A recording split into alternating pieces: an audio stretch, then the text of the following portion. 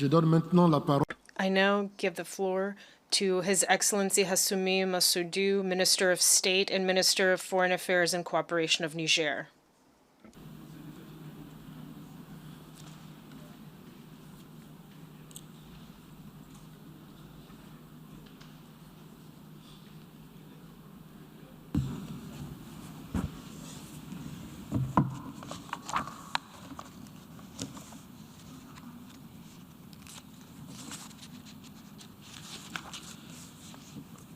Monsieur le Président, Mr. President, Excellencies, heads of state and government, heads of delegations, ladies and gentlemen.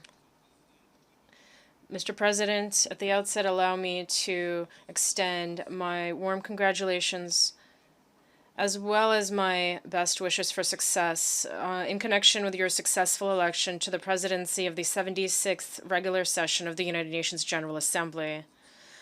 I can assure you of my delegation's full availability to support you in the fulfillment of your noble mission. Allow me to also pay a well-deserved tribute to Mr. Volkan Bozkir for the excellent manner in which he conducted the work of the 75th session, despite the constraints of the COVID-19 pandemic. I would also like to congratulate Mr. Antonio Guterres on his re-election as Secretary General of the United Nations and commend him on his leadership in managing the COVID-19 pandemic, and in particular his plea for equity and solidarity vis-a-vis developing countries, as well as his tireless efforts to strengthen the capacity of our organization to meet the aspirations of our peoples to security and prosperity within the framework of an enhanced multilateralism. Mr. President, this present session takes place in a context in which the international community grapples with the negative socio-economic repercussions of the pandemic. Indeed, many gains laboriously obtained by developing countries have been severely jeopardized, particularly in the context of the implementation of the African Union's Agenda 2063 and the 2030 Sustainable Development Agenda of the United Nations. In addition, due to the spread of new variants of the virus and the slowness in vaccine distribution in developing countries, the prospects for recovery and growth in the short and medium term may also be jeopardized if active efforts are not taken to strengthen measures to combat this serious pandemic. I remain convinced that mass vaccination is the only way to contain the pandemic and guarantee the recovery of the world economy.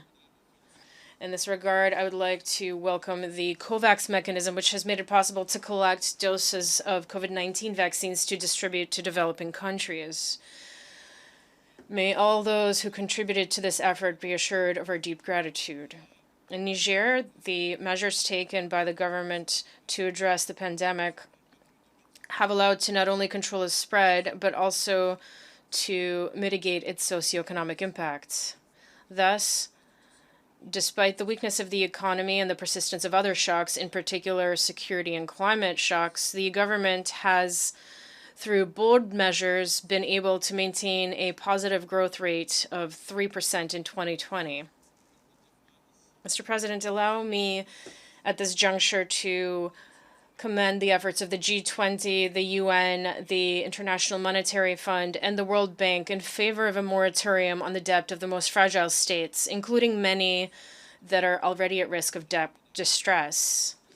Obviously, a debt moratorium alone will not be enough, given the immensity of the challenges to be met, and hence the imperative need to design and implement a new paradigm to provide for the development needs of the most fragile countries, among other things.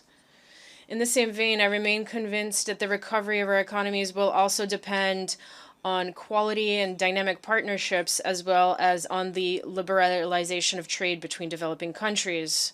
We must therefore take advantage of all the potential offered by South-South and triangular cooperation in the fields of technology, culture, and trade.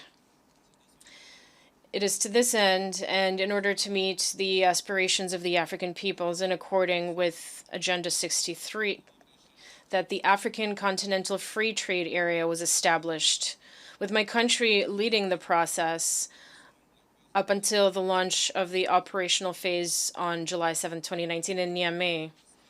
Despite the delay in its entry into force due to the upheavals caused by the COVID-19 pandemic and other challenges, we are confident that the African Continental Free Trade Area will allow to establish a common market in Africa, sustain economic growth, and to create prosperity through the creation of jobs for young people in particular, more than 10 to 12 million of whom join the continent's labor market each year.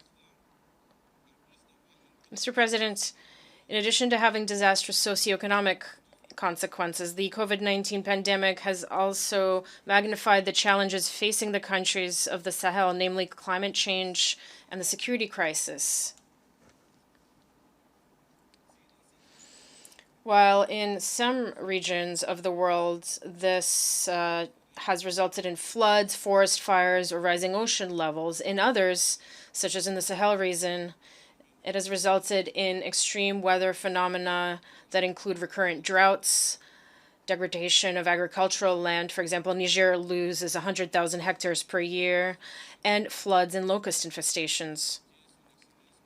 As indicated by Mr. Mohamed Bazoum, His Excellency President of the Republic of Niger, during the meeting of the Committee of African Heads of States and Government on Climate Change held in Niamey, quote as follows: "If we are to win the fight against climate change, we will need more political will. We must, at the strategic and operational levels, promote the implementation of synergistic and coherent actions for a better resilience of our populations in the face of climate shocks and emerging challenges in the spirit of the Paris Agreement," end of quote. In this regard, the latest report of the IPCC, which has just been published, is a call for mobilization to action. By clearly affirming human action as an undeniable factor of climate change, the report calls on us to act immediately to meet the challenge of maintaining the level of global warming at 1.5 degrees Celsius. The next conference of the parties to the Paris Agreement, COP26, scheduled for this November in Glasgow, should respond to this clarion call, in particular through the development of a common position that will enable us to overcome the challenges that still persist. These challenges include the financing of adaptation policies, as well as that of technology transfer in favor of developing countries. It is Niger's hope that this great COP26 gathering in Glasgow will serve as a platform to reaffirm political will to fight against the impact of climate change. For its part, Niger, in its quality as co-chair, together with Ireland, of the Security Council's informal expert group on this important issue, is working to ensure that the Council adopts a resolution to that effect in order to reflect the importance it attaches to this matter. Mr. President, it is our conviction that the fragility linked to climate change is an aggravating factor in conflicts and humanitarian crises. My country, Niger, which is surrounded by hotbeds of instability that severely impact its security, is all too well aware of this correlation. Indeed, since the events of 2011 in Libya, which facilitated the proliferation of weapons in the Sahel region, our countries have been dealing with attacks from droves of terrorists both in the Lake Chad Basin in the east and in the area known as the Three Borders in the west. Despite its modest resources and the extent of its territory, Niger has demonstrated resilience by safeguarding its territorial integrity and stability thanks to the foresight of its government and the courage and determination of its defense and security forces, as well as the invaluable support of our bilateral and multilateral partners, whom I would like to sincerely thank. It is, moreover, thanks to the recent successes achieved in fighting terrorist armed groups that we have been able to initiate the resettlement of populations that were displaced as a result of the violence carried out by these armed groups. In connection with this, I would like to inform you that last June, about 5,935 people originating from the locality of Barua in Difa and 19 other surrounding villages, were able to return to their homes, which they had left in 2015. And this was done thanks to a pilot program, which also aims in the long term to repatriate around 130,000 displaced persons from the Difa region to Borno State in Nigeria. This same program is also being carried out in the Tilaberi region in the west. As we fight for peace and security, we are not giving up the fight for the development of our country. We remain convinced that terrorism and organized crime are consequences of the multiple challenges that we will need to overcome, in particular those of poverty and inequality. Ultimately, it is not only military action that will allow us to definitively fight back terrorism, but also our ability to implement development programs that can meet the essential needs of our populations. The restoration of state administration and public services in the affected areas is an essential follow-up to military action. In this light, we will have to take due account of the gender and youth dimensions in the various processes of development and restoring peace. Indeed, in conflict areas, women and children are the first victims of terrorist groups which deliberately target civilian populations in schools, as is the case in the central Sahel region, where villages are frequently attacked and thousands of children are deprived of education as a result. Thus, since 2017, nearly 5,000 schools have closed due to terrorist attacks, disrupting the education of more than 700,000 children and depriving more than 20,000 teachers of the opportunity to exercise their profession.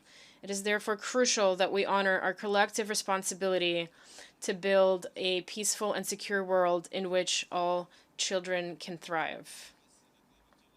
Faced with the gravity of this situation, Niger calls for concrete actions to protect schools. To this end, the Presidential Declaration on the Protection of Schools from Attacks, adopted in September 2020 when my country held the presidency of the Security Council, deserves increased attention from the international community. And I would also like to welcome all the initiatives undertaken by other member states on this important issue. Mr. President,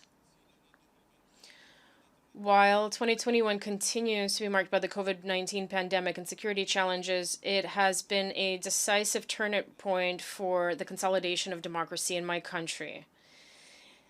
Thanks to the maturity of the people of Niger and their attachment to democracy, Niger was able to achieve the first peaceful political transfer of power in its history from one elected president to another democratically elected president. Thus, in his program, also known as Act 3 of the Renaissance Program, the new president of the Republic, His Excellency Mohamed Bazoum, has undertaken to consolidate all the achievements made during his predecessor's 2 terms and make the necessary adjustments based on lessons learned and the imperatives of the moment. One of the priority pillars of the president's program relates to the education sector. This is based on the conviction that the development of human capital remains the key to building a prosperous society that is committed to the values of peace, democracy, and the rule of law. That is also why the President of the Republic has made a commitment to all the people of Niger to personally ensure that the education sector is at the center of the government's actions during the next 5 years, with this technical and other support from all education partners, whether national or international. The government has already launched a project titled Improving Learning for Performance in the Education Sector, with the support of the World Bank at a cost estimated of $140 million. The implementation of this project will lay the groundwork for a qualitative transformation of our national education system while making it more adapted to our specific development needs. Mr. President, last year in the midst of the health crisis, we celebrated the 75th anniversary of the United Nations. It was a moment of reflection and also one of taking stock. While the United Nations has been able to spare the world of large-scale conflicts during the last 7 decades, it is clear that the central instrument of global governance that it represents must reform itself and adapt to the new realities and challenges of the 21st century. In this regard, one of the main lessons that we should draw from this current pandemic remains unquestionably the need to revisit the way we see the world, the way we work, and the way we organize ourselves. What we need now more than ever is a more inclusive multilateralism which is nourished by solidarity and sharing and which takes into account the diversity that makes up the richness of humanity. Thus, the revitalization of the General Assembly, of ECOSOC, the Security Council, but also of international financial institutions such as the International Monetary Fund and the World Bank must be pursued tirelessly and to its completion in order to respond to the requirements of the contemporary world. Regarding the reform of the Security Council in particular, Niger reiterates once again its attachment to the common African position as expressed through the Sirte Declaration and the Hassoumi Consensus. As a member of the Security Council since January 2020, my country has endeavored to make its contribution to building a calm and peaceful world.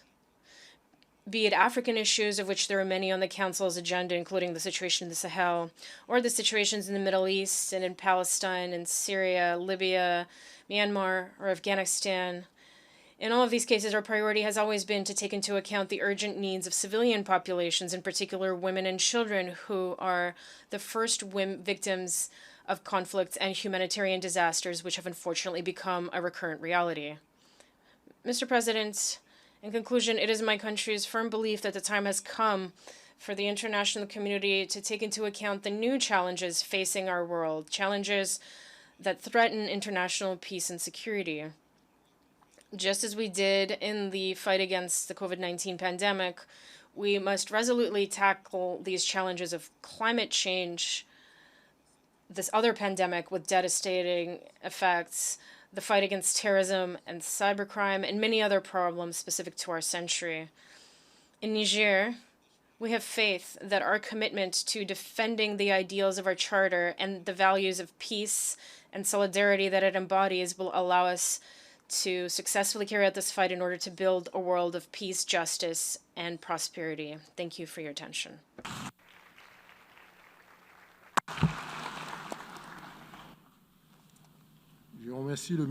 I thank the Minister of State, Minister for Foreign Affairs and Cooperation of Niger for the statement just made.